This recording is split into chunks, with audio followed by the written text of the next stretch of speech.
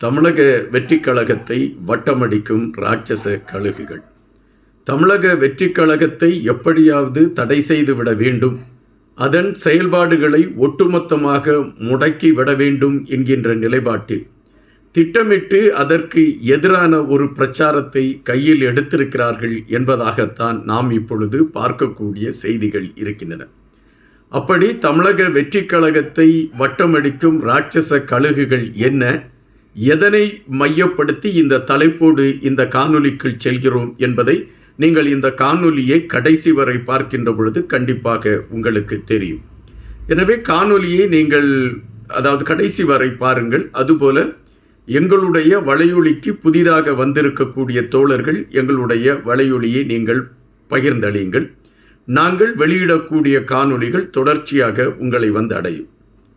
கரூரில் 27ஆம் தேதி விஜய் அவர்கள் தேர்தல் பிரச்சாரத்தை முன்னெடுக்கிறார். அந்த பிரச்சாரத்தில் பிரதானமாக விஜய் அவர்கள் மீது எடுத்து வைக்கக்கூடிய ஒரு கருத்து, அவர் தாமதமாக வந்தார் என்பதுதான். அந்த பிரச்சாரத்தில் நடந்த துயர சம்பவங்களை மையப்படுத்திய கருத்துகள் நமக்கு தெரியும்.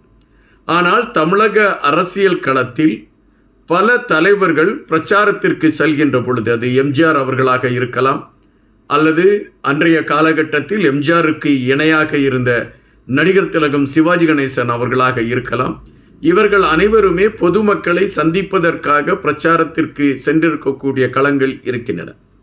அப்படி பிரச்சாரத்திற்கு செல்கின்ற பொழுது அவர்கள் குறிப்பிட்ட நேரம் ஒன்றாக இருக்கும். ஆனால் மறுநாள் காலை பிரச்சாரத்திற்கு அந்த ஊருக்கு வந்திருக்கிறார்கள். அதுவரை மக்கள் அங்கு காத்திருந்திருக்கிறார்கள். இது வரலாறு பதிவு செய்திருக்கக்கூடிய ஒரு விடயம்.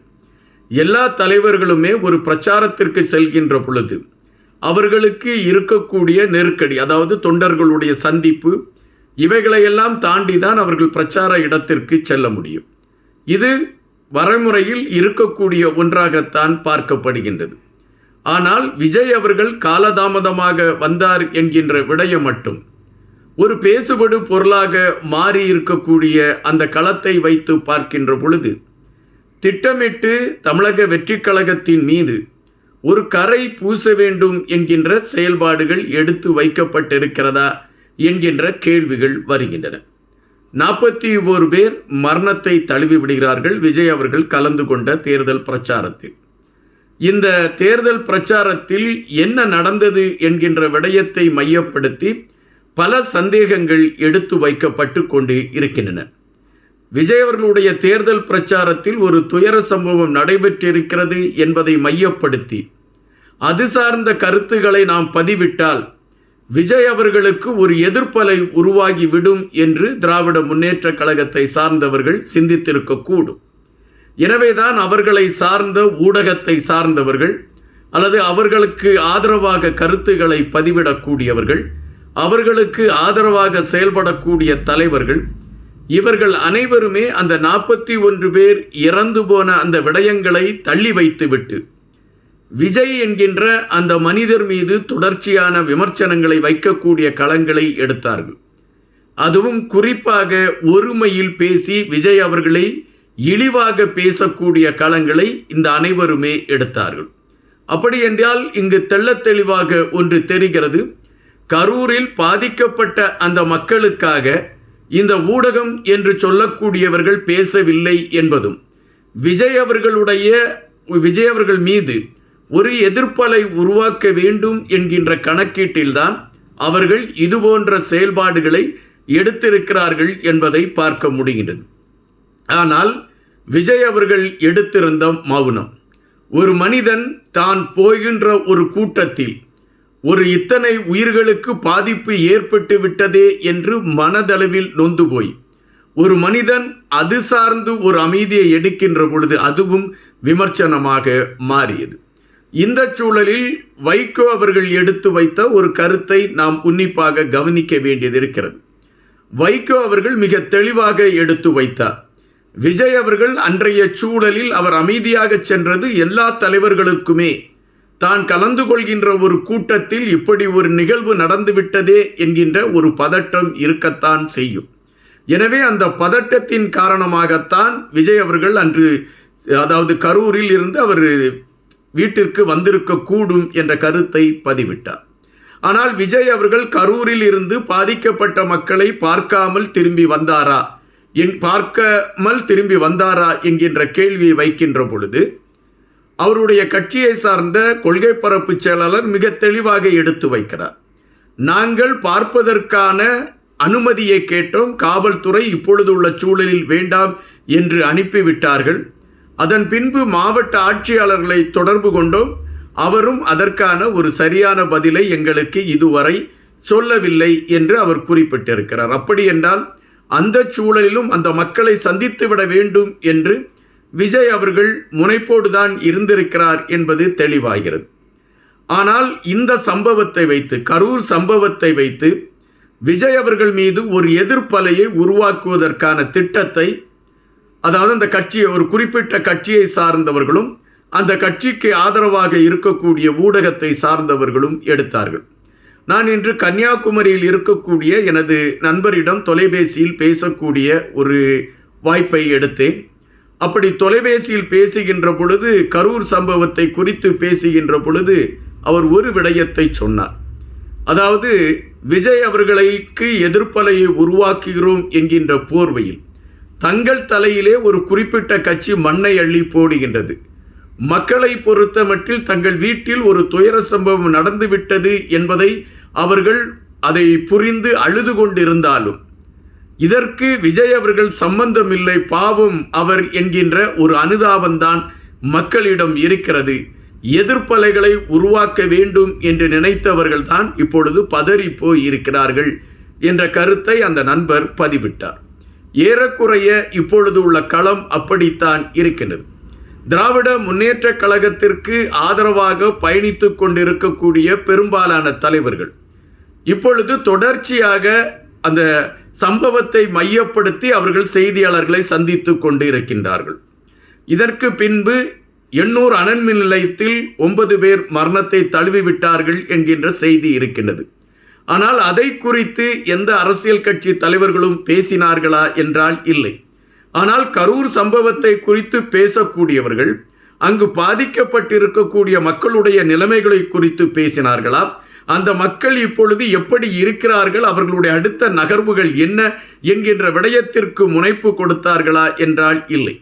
அவர்களை பொறுத்த மட்டில் விஜய் என்கின்ற அந்த மனிதரை எப்படியாவது அழித்துவிட வேண்டும் என்கின்ற நிலைப்பாட்டில் உறுதியாக இருக்கிறார்கள் என்பதாகத்தான் அவர்களுடைய ஒவ்வொரு பதிவுகளிலும் நம்மால் பார்க்க முடிகின்றது.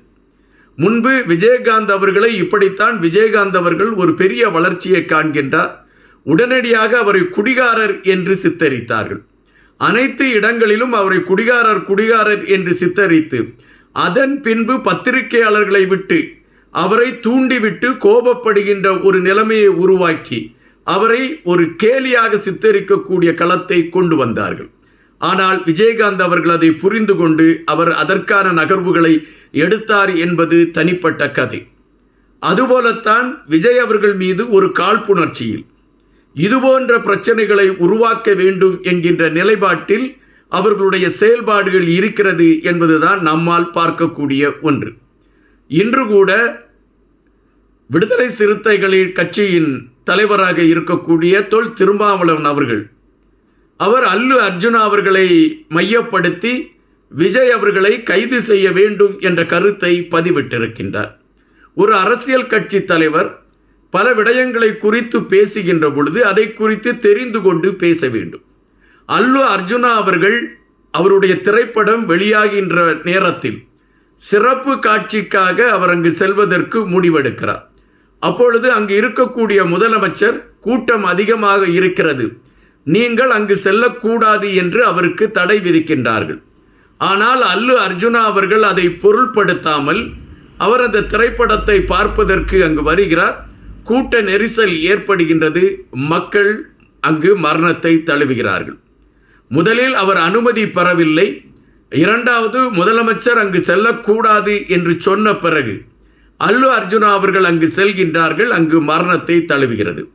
எனவே சட்டத்தை மீறி அல்லு அர்ஜுனா அவர்கள் செயல்பட்டதால் தான் அவர் கைது செய்யப்பட்டார் என்பதுதான் அங்கு இருக்கக்கூடிய பதிவு. ஆனால் விஜய் அவர்களுடைய விடயத்தில் அப்படி அல்ல. விஜய் அவர்களுடைய கட்சியை சார்ந்தவர்கள் காவல்துறை அதிகாரியிடம் முறைப்படி அவர்கள் அனுமதி பெற்றிருக்கிறார்கள்.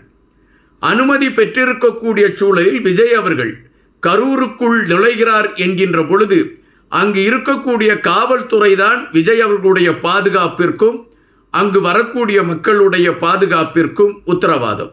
ஆனால் அங்கு அதிகப்படியான கூட்டம் கூடிவிட்டது, அதனால் எங்களால் கட்டுப்படுத்த முடியவில்லை என்று காவல்துறை சொல்வது அவர்கள் பக்கத்தில் இருக்கக்கூடிய நியாயம் என்று எடுத்துக்கொள்ளலாம்.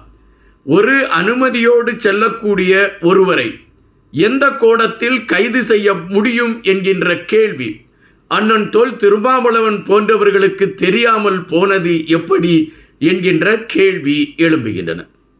இப்படி தொடர்ச்சியாக விஜய் அவர்கள் மீது ஒரு எதிர்ப்பை பதிவு செய்ய வேண்டும் என்கின்ற நிலைப்பாட்டில் அரசியல் சார்ந்தவர்கள், ஒரு குறிப்பிட்ட அரசியலுக்கு அனுசரணையாக இருக்கக்கூடியவர்கள் இது போன்ற நிகழ்வுகளை எடுத்துக்கொண்டு இருக்கக்கூடிய அதே சூழலில் அவைகள் அனைத்துமே விஜய் அவர்களுக்கு ஒரு அனுதாப அலையை உருவாக்கி மக்கள் மத்தியிலே விஜய் அவர்கள் மீது ஒரு நம்பிக்கையை கொடுத்திருக்கிறது என்பதுதான் நிஜம்.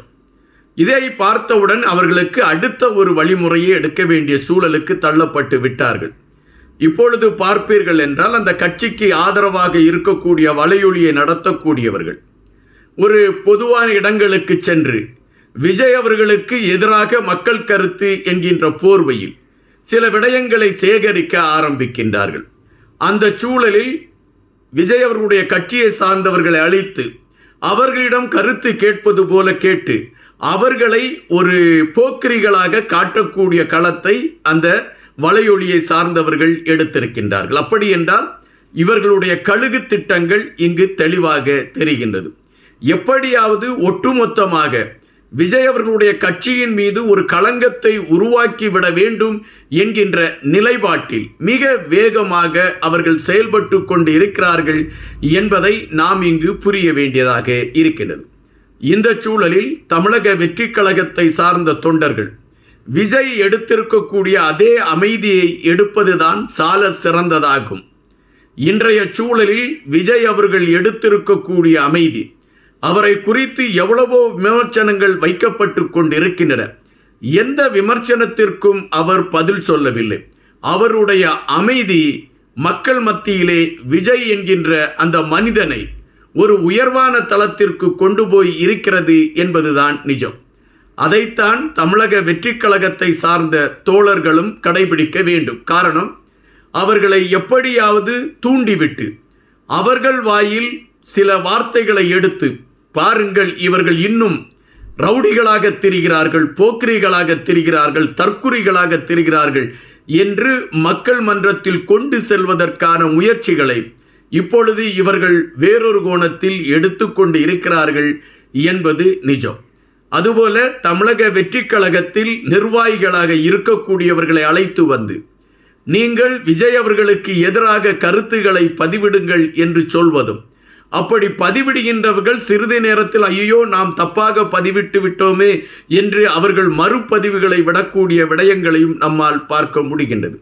எனவே தற்பொழுது உள்ள சூழலில் விஜய் அவர்களுடைய கட்சியின் மீது எப்படியாவது ஒரு களங்கத்தை உருவாக்கிவிட வேண்டும் என்கின்ற நிலைப்பாட்டில் மிக தெளிவாக பலர் வேகம் எடுத்திருக்கிறார்கள் என்பதை புரிந்து கொண்டு அந்த கட்சியின் தோழர்களும் அந்த கட்சியை வழிநடத்தக்கூடியவர்களும் சிறிது காலம் இந்த கழுகுகளின் பார்வையில் அவர்கள் அமைதி காப்பது சால சிறந்ததாக இருக்கும் என்பது ஒரு பக்கம் இருக்கக்கூடிய சூழலில், தற்பொழுது உள்ள சூழலில் மக்களை பொறுத்த மட்டில் விஜய் அவர்கள் மீது இருக்கக்கூடிய நம்பிக்கை பன்மடங்காக பெருகி இருக்கிறது என்பதுதான் நிஜம்.